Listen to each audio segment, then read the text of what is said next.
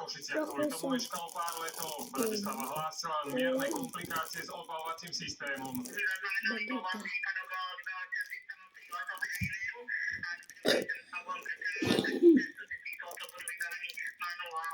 Do problémov sa dostala jedna zo sietí lekární a výpadok musí riešiť jeden z našich najväčších operátorov. A naše služby, ako hovorí, dáta a správy sú normálne v prevádzke, ale naše systémy nie sú plne dostupné pre prijímanie požiadaviek zákazníkov na predajniach, kontaktných linkách či aktivácii nových služieb.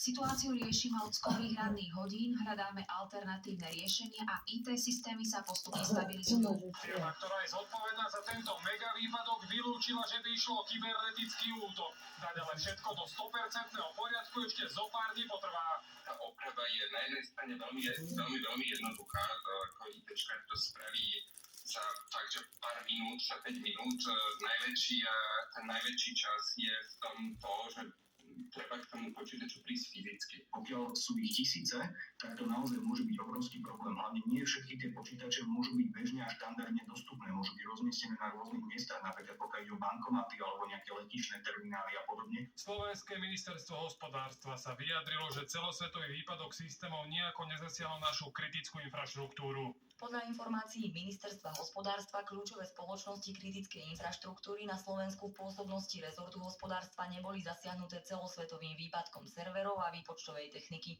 Elektrárne, distribučné spoločnosti, ale i štátna spoločnosť SPP tak fungujú bez prevádzkových obmedzení.